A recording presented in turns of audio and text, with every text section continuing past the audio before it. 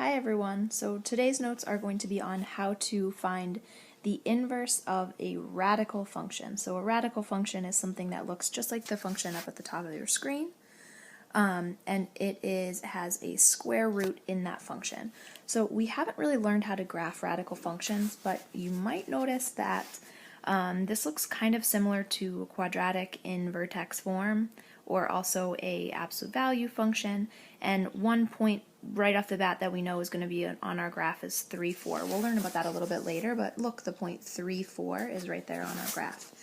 But I already have this radical function graphed for you right here because, like I said, we haven't really talked about how to graph those yet. So to find the inverse of a radical function graphically, all we need to do is identify some points on our graph. And so I'm just going to look at our graph. It looks like this point is 3, 4. I have another point at 4, 5, and then I have another point at 7, 6. So I'm going to make a table down here, x, y, and I'm going to list my points. So I have a point at 3, 4, 4, 5, and then the last one, what was it, 7, 6.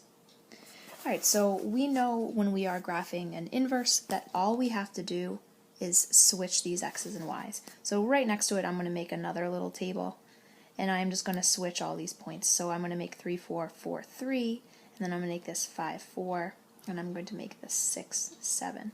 And if we want to graph the inverse, I'm going to put it up here. This would be f negative 1, or f inverse. All I'm going to do is plot these points. So I have 4, 3 right here.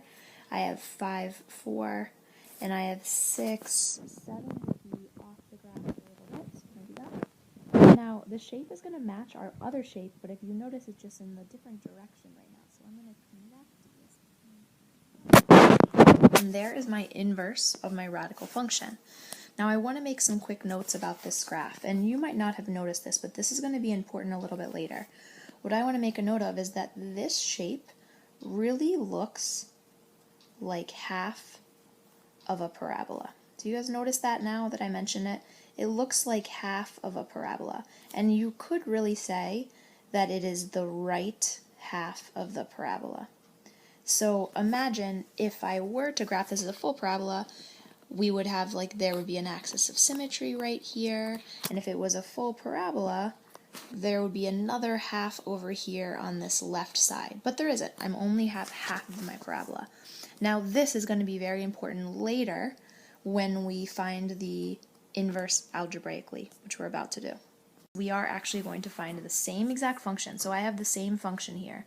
So we are going to find this algebraically. And we did this yesterday, or last class, with quadratics. The process for inverses is always the same. So if I want to find the inverse of this, first I'm just going to rewrite this. I'm going to rewrite my f of x as y equals the square root of x minus 3 plus 4. So I just rewrote it with y and x. And all that we do is we switch x and y. So I'm going to make a little note to myself, and now I'm going to rewrite this, and I'm going to switch my x and my y. Alright, and then after we switch our x and y, all we're going to do is solve this function for my new y, which is right here. Alright, so if I want to get y by itself, I'm going to backtrack out of this function to isolate y. So the first thing I'm going to do is subtract 4 from both sides. So on the left I have x minus 4 equals, I have the square root of y minus 3. Alright, so right now my y is inside of a radical. And this minus 3 is also inside or under a radical. So I can't just add 3 to get rid of that. And actually, if we want to get rid of that radical, what we're going to have to do is we are going to have to undo a radical, we are going to square this right side. And if I square the right side, I'm going to also square the left side.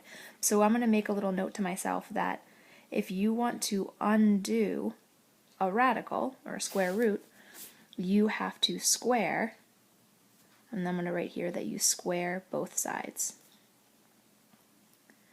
Alright, so now when we square the right side, our radical goes away, so I'm actually just left with, on the right, y minus 3.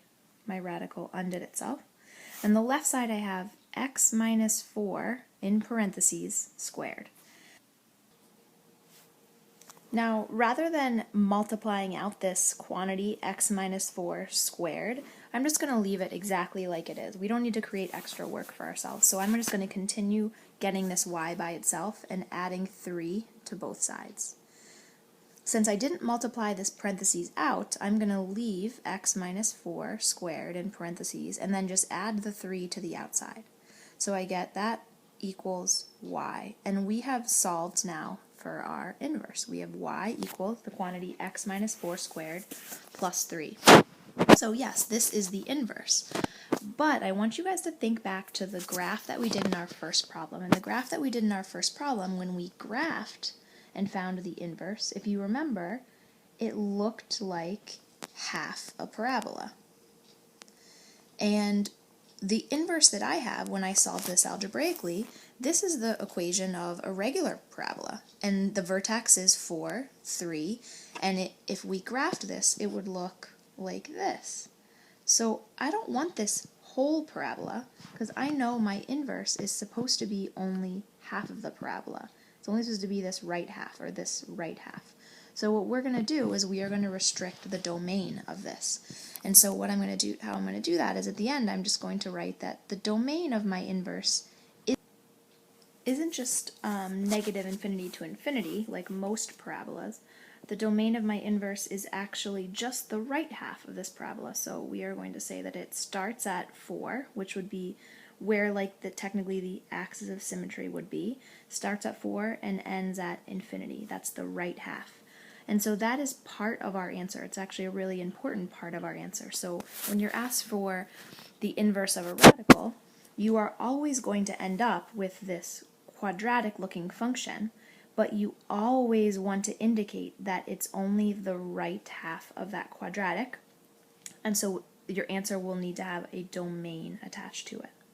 All right, there is some practice on the back of this worksheet that we will check for your homework tomorrow.